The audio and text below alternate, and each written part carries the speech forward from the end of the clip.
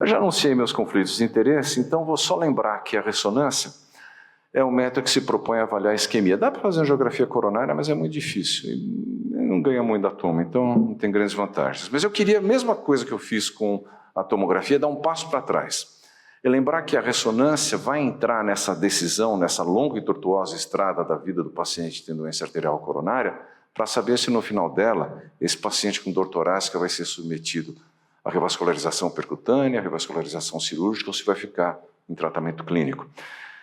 E pessoas mais velhas, embora todo mundo na sala tenha menos de 30 anos de idade, num passado não muito antigo, a gente decidia isso de uma maneira simples, e todo método competia para ver quem era melhor para ver isquemia miocárdica. Porque o raciocínio tem mais de 10% de isquemia miocárdica, vale a pena revascularizar, claro, com exceções. Se tivesse lesão de tronco, se tivesse uma disfunção ventricular grave, se tivesse uma angina refratária.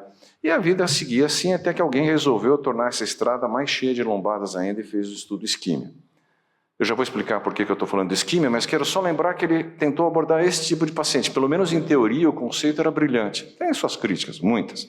Mas ele escolheu gente que tinha classe disfuncional alta, ele evoluiu gente que tinha angina refratária, quem tinha disfunção ventricular acentuada e quem tinha estenose no tronco. Então parecia que ele iria dar a resposta final.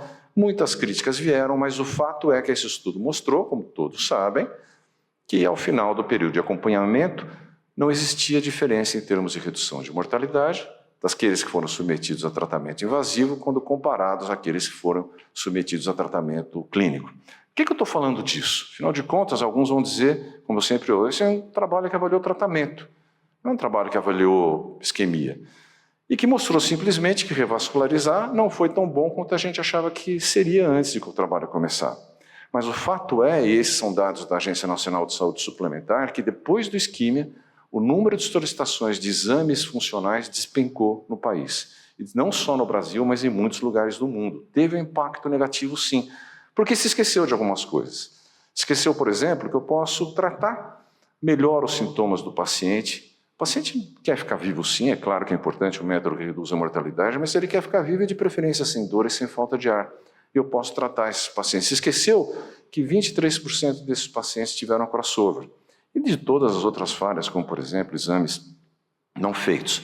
Então, eu posso ainda pensar em revascularizar para controlar sintomas. E se esqueceu que a ciência continua. E esse trabalho, publicado 2 anos depois do isquímia, fez uma revisão de 43 mil pacientes e percebeu, acompanhou por 11 anos, isso é importante, e percebeu que quando tinha isquemia em mais que 9% do miocárdio, eu reduzia eventos, qualquer que fosse a fração de ejeção inicial. E mais do que isso, esse tempo de acompanhamento. Isquímia acompanhou os pacientes por 3 anos. Do que morre alguém com 3 anos com angina estável e fração de ejeção normal? Esse acompanhou em 11. E aí teve diferença. Então, é uma prova em aberto, sim, e isso trouxe a possibilidade de ter uma nova esperança para os métodos que fazem a pesquisa. Porque, na realidade, todos sabem como é difícil manter um paciente aderente ao tratamento, como muitas vezes é difícil controlar sintomas. Essa nova esperança que veio para todo mundo também veio junto de um falso conflito, que era gente que tentava opor tomografia com exames funcionais. E a verdade é que são exames completamente distintos, porque tomografia e CAT são exames anatômicos. Eles respondem à seguinte dúvida clínica: tem ou não tem aterosclerose coronária? Os exames funcionais vão dizer outra coisa. Que eu faço o exame anatômico e vejo que tem aterosclerose, eu sei que eu tenho que tratar aquela pessoa. É diferente quando eu faço o exame funcional. Porque o exame funcional que vem positivo aumenta a minha certeza de que aquele paciente tem doença grave. Aumenta a minha certeza que eu preciso acompanhar mais de perto e pensar em formas alternativas de tratamento. Então, todos os exames, e aqui já vou pensando então como a ressonância pode entrar nesse cenário, usam a cascata isquêmica, provocando uma redução de fluxo, e a ressonância junto com a cintilografia pode observar isso. Se ninguém faz nada, tem uma redução da contratilidade da função diastólica, eco e ressonância veem isso, e aí se ninguém faz nada, tem alteração do eletro e sintomas. Ou seja, podemos então pensar em avaliar pela ressonância a isquemia. Faz sentido no mundo de hoje. Eu posso avaliar de 2 maneiras, aumentando o trabalho ou avaliando a redistribuição do fluxo. A maneira que a gente mais gostava de fazer é essa, aumentando o trabalho, usando dobutamina, que vai agir da maneira que nós conhecemos, aumentando o inotropismo, o consumo de oxigênio, fazendo com que aquele coração seja exposto a um gasto maior de energia. E nesses casos, trabalhos muito bem feitos mostravam que a curar seria excelente. Para dizer a verdade, Era a maneira que eu gostava mais de fazer pesquisa de isquemia, principalmente adicionando contraste, aí tinha, além das alterações de contrariedade, alteração de perfusão, era muito bom. Mas nós paramos de fazer, porque avaliar a isquemia é muito melhor em máquina de 3 Tesla do que em máquina de 1,5 Tesla, e a gente não tem equipamento para fazer isso em máquina de 3 Tesla. Então a gente acabou caindo no vasodilatador. É bom que todos saibam que, qualquer que seja o protocolo, nós vamos usar ainda adenosina e dipridamol. Nós não temos a regadenoson no Brasil, mas se fosse qual fosse, esses pacientes precisam ser muito bem preparados. Não dá para tomar uma xícara de café e fazer o exame, que a coisa complica, e é difícil ficar sem café às vezes. A ressonância vai fazer imagens ao longo de todo o coração, vai acompanhar o fluxo do contraste ao longo de tantos ciclos cardíacos quanto eu desejar, avaliando todas as paredes do ventrículo esquerdo, do ventrículo direito, percebendo aquilo que acontece, e com um valor preditivo e positivo forte, ele faz o diagnóstico de isquemia. Como eu pretendo ser uma pessoa honesta, se a gente vai comparar o que tem na literatura disponível, nós vamos ver que no seu teste ergométrico, que de fato tem uma acurácia menor, não existe diferença significativa nos estudos publicados entre nenhum dos outros métodos que procura avaliar a isquemia. Não existe. Essa diferença não existe. Por que então eu fiz até com letra de criança essa provocação, eu faria a ressonância tentando usar novos protocolos? Primeiro que a ressonância faz diferença na clínica. Estudos como o EMAR Informe, que compararam ressonância com cateterismo mais FFR invasivo, mostraram que os dois exames são equivalentes para escolher quem vai ser revascularizado e tem, seja qual for, o mesmo número de eventos adversos de morte. Ou seja, tomar a decisão clínica baseada na ressonância com estresse é tão bom quanto tomar a decisão clínica baseada no CAT mais o FFR invasivo. Esse outro estudo que avaliou 9.000 pacientes, acompanhado de uma certa maneira, com um truque estatístico, o título é chamativo, 48.000 pacientianos, mas eles acompanharam 9.100 pacientes e mostraram que o exame distingue muito bem quem vai bem e quem vai mal. Como? E aí entra a parte do novo, quantificando. Não basta olhar. O olhar humano não é suficiente para pegar todas as diferenças. Se eu sei, eu tenho que quantificar. E se me perguntam, devo quantificar sempre? Sim.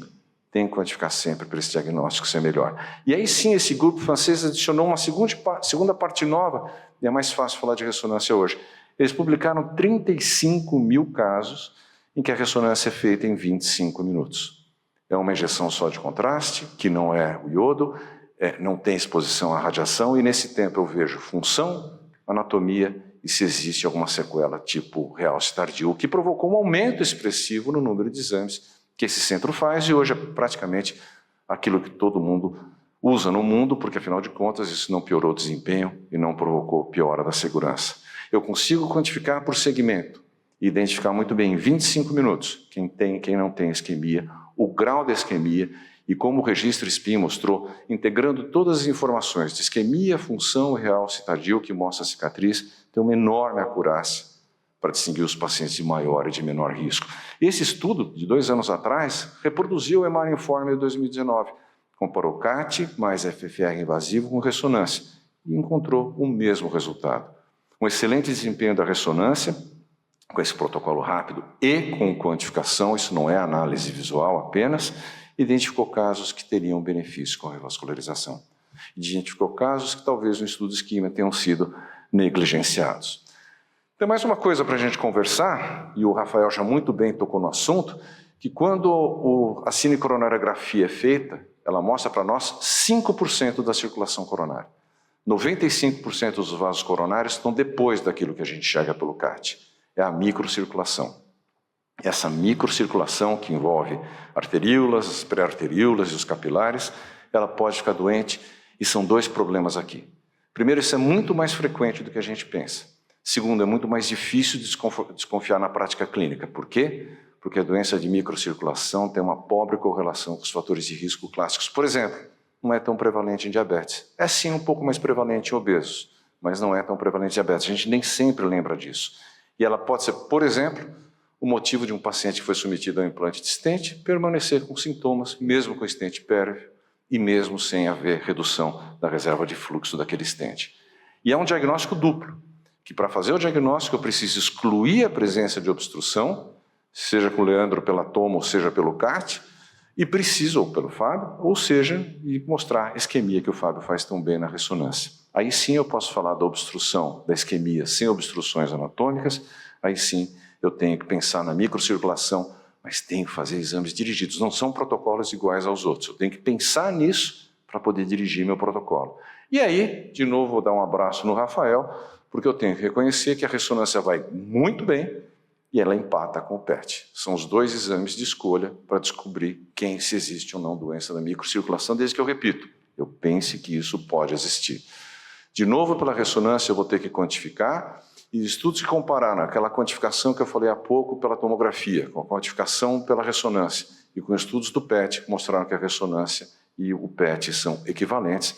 O PET tem a vantagem de ser feito por pessoas simpáticas como o Rafael, a ressonância, nesse caso, de ser um pouco mais disponível no mundo. Mas, repito, protocolos dirigidos, que eu tenha suspeita clínica e que eu consiga pensar que esse paciente tem um perfil epidemiológico compatível, lembrando que é sempre um diagnóstico duplo. Eu só vou poder fazer o diagnóstico de microcirculação se eu excluir a presença de doença coronária epicárdica significativa. Explica casos como esse. Um moço de 47 anos com angina, que tinha um teste ergométrico positivo, isquemia na cintilografia, isquemia na ressonância e um CAT sem lesões obstrutivas, mas tinha provas invasivas isquêmicas. Nós discutimos esse caso lá no Dante, no curso intensivo, e aí eu tenho que tratar. Então eu acho que hoje a decisão sobre revascularizar ou não é um esforço combinado de um raciocínio duplo. Se eu tenho lesões obstrutivas de isquemia, eu tenho que considerar a revascularização. Você pode até acreditar piamente no isquemia, mas lembre que é um paciente que pode necessitar de revascularização.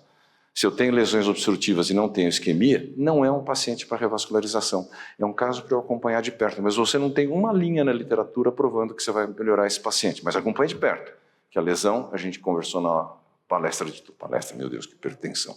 A gente conversou na exposição anterior sobre tomo, que é uma coisa perigosa na vida do paciente. E se não tem lesão obstrutiva, mas tem angina e tem isquemia, desconfie da doença de microcirculação, que tem um tratamento específico, vai usar inibidor da enzima, vai usar beta-bloqueador, pode considerar ou não aspirina. E por último assunto, lembrar que naquele protocolo de 25 minutos a gente termina vendo quando existe necrose miocárdica. E a ressonância é o exame que faz isso muito bem. A gente injeta esse gadolínio, depois de 7 minutos a área de necrose fica marcada e a área viva fica escura. Então é fácil distinguir o que está vivo, o que tem infarto. Por exemplo, num caso como esse, é um paciente que tinha uma oclusão crônica da circunflexa, teve um infarto anterior, o CAT mostrou uma lesão significativa, mas não oclusão da DA, com uma disfunção que a imagem da ressonância em movimento da direita mostra que existia, também tem uma insuficiência aórtica, né, Fábio? E quando a gente vai ver o realce tardio, notem, não sei se o mouse vai aparecer, apareceu? Não.